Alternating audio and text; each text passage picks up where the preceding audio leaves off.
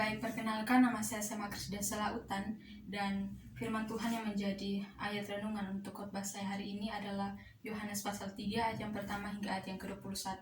Saya akan membacakan dua ayat sebagai ayat renungan saya, ayat yang ketiga dan ayat yang ke-13. Demikian firman Tuhan. Yesus menjawab katanya, "Aku berkata kepadamu, sesungguhnya jika seorang tidak dilahirkan kembali, ia tidak dapat melihat kerajaan Allah." Ayatnya yang ke-13.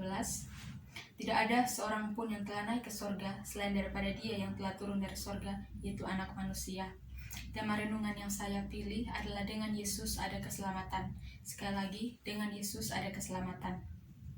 Banyak orang Kristen hari ini yang berkata, "Saya Kristen sejak lahir, saya lahir dari kedua orang tua yang Kristen, keluarga besar saya Kristen, saya paham betul ajaran Alkitab, dan saya sudah memberi diri untuk dibaptis sejak kecil.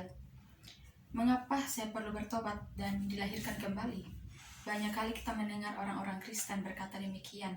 Mereka kemudian menyombongkan diri dengan berkata, orang yang jarang ke gereja, orang yang tidak paham ajaran Alkitab dan sedikit saja berpelayanan pasti tidak diselamatkan. Nah, mengapa hal seperti ini terjadi dalam kehidupan orang Kristen masa kini? Hal ini dapat disebabkan oleh kurangnya pemahaman dari mereka tentang apa itu keselamatan dan bagaimana memperoleh keselamatan itu sendiri. Ayat Alkitab hari ini akan membawa kita untuk memahami apa yang dimaksud dengan kelahiran kembali, apa yang dapat kita lakukan untuk memperoleh keselamatan, serta mengapa kita harus meninggikan Yesus yang adalah Anak Allah. Bahan bacaan kita hari ini menceritakan mengenai Nikodemus. Nikodemus itu seorang pemimpin agama Yahudi yang mendatangi Yesus dan mulai percakapan dengan Yesus. Nikodemus adalah seorang pemimpin agama yang tentu saja dia paham betul akan Taurat. Lantas apa yang melatar belakangi niat Nikodemus untuk datang berbicara dengan Yesus? Nyatanya, jika kita melihat pada ayatnya yang kedua, Nikodemus mengetahui tentang Yesus melalui tanda-tanda dan mujizat yang Yesus lakukan. Dalam percakapan yang dilakukan Yesus dan Nikodemus, ada dua pokok pembicaraan yang akan saya jadikan fokus utama di sini. Yang pertama, mengenai kelahiran kembali dari air dan roh, dan yang kedua adalah jalan keselamatan yang hanya melalui Yesus.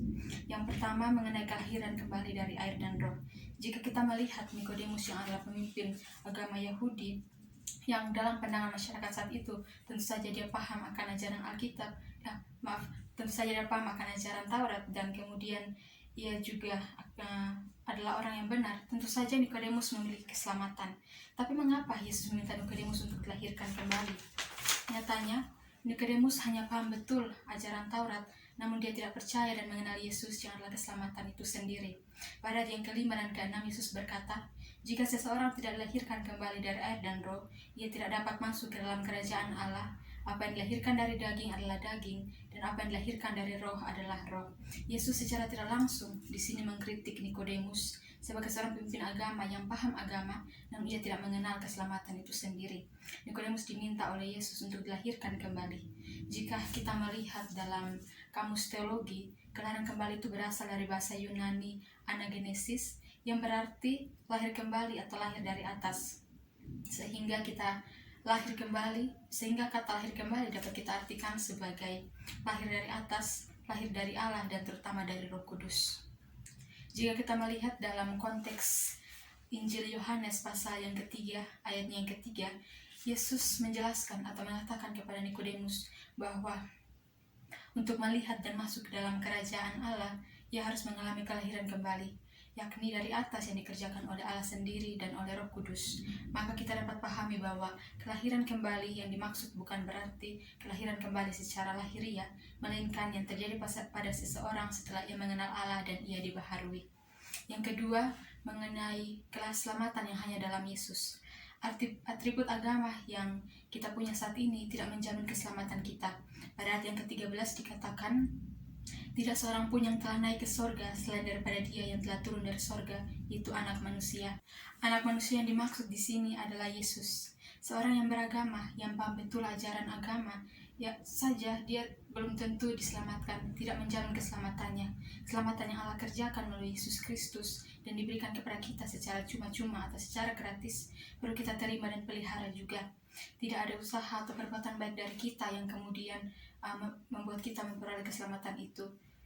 Jadi maksudnya adalah tidak ada perbuatan baik dari kita yang dapat membuat kita melihat atau menuju kerajaan Allah.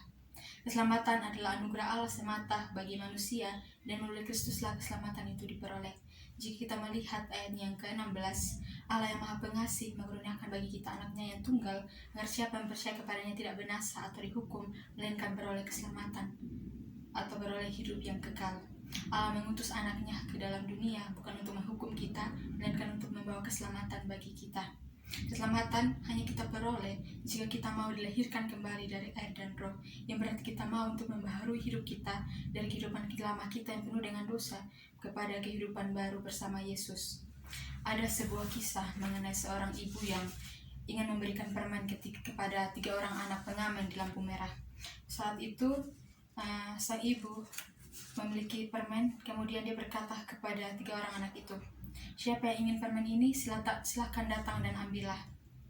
Ketiga anak itu kebingungan, karena mereka dibiasakan dengan kehidupan yang ingin memperoleh sesuatu harus melakukan sesuatu terlebih dahulu. Anak-anak pengamen tadi tampak kebingungan, dan mereka bertanya pada sang ibu, "Benarkah kami boleh memperoleh permen ini secara gratis atau cuma-cuma?" Sang ibu menjawab, "Tentu saja." Kemudian dengan tampak ragu-ragu, seorang anak dari ketiga anak tadi melangkah maju, mengulurkan tangannya, kemudian menerima permen itu. Lampu berubah menjadi hijau dan kendaraan pun mulai melaju meninggalkan mereka. Dan yang beroleh permen di sini hanya 1 anak dari ketiga anak pengamen tadi.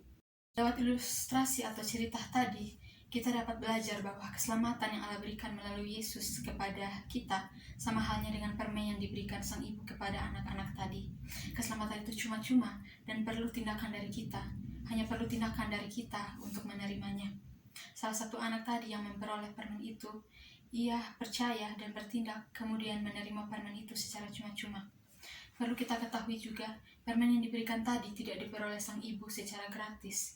Ia membayar lunas permen itu, baru dia memberikannya kepada anak-anak tadi. Sama seperti keselamatan yang kita peroleh secara cuma-cuma, nyatanya keselamatan dari Allah telah dibayar lunas oleh Yesus dalam penyalibannya di kayu salib, kemudian memberikan keselamatan itu secara cuma-cuma kepada kita. Dari Nikodemus dalam ayat yang kita baca tadi, kita belajar bahwa seorang pemimpin agama yang paham betul ajaran agama, yang dianggap akan selamat oleh masyarakat pada umumnya, jika ia tidak percaya pada Yesus, belum tentu ia diselamatkan. Sama seperti Yesus katakan, untuk memperoleh keselamatan, kita perlu dilahirkan kembali dari air dan roh, yang berarti kita perlu membaharui hidup kita, meninggalkan kehidupan lama kita, dan mulai hidup yang baru bersama Yesus. Kita dapat mulai menjalani kehidupan kita dengan berhenti menjadi orang yang sombong rohani, yang menyombongkan pelayanan-pelayanan yang kita lakukan, dan kita berupaya untuk meningkatkan kehidupan rohani kita melalui pelayanan kepada Tuhan dan sesama. Perubahan hidup setelah kita dilahirkan kembali juga sangat diperlukan. Kita yang telah dilahirkan kembali tentu saja harus berkomitmen untuk tetap hidup benar dan menjadikan Yesus sebagai satu-satunya jalan keselamatan. Seperti anak kecil tadi, yang menerima permen dari sang ibu dengan cuma-cuma karena ia percaya, kemudian dia bertindak untuk mengambil permen itu. Kita sebagai manusia yang menginginkan keselamatan juga perlu percaya dan mengambil tindakan untuk memperoleh keselamatan itu. Ada 3 poin yang perlu saya tekankan di sini. Yang pertama, perolehan keselamatan tidak diukur melalui agama.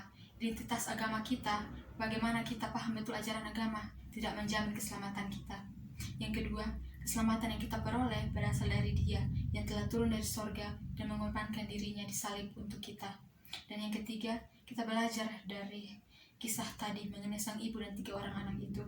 Keselamatan yang kita peroleh hanya kita peroleh melalui iman percaya kita dan tindakan kita untuk menerimanya. Mari kita sama-sama tanyakan pada diri kita masing-masing, maukah kita menerima keselamatan yang cuma-cuma dari Allah dengan mulai bertindak untuk membaharui hidup kita dan menjadikan hidup kita baru bersama Yesus, atau kita tetap berdiam diri dan melihat orang lain memperoleh keselamatannya. Amin.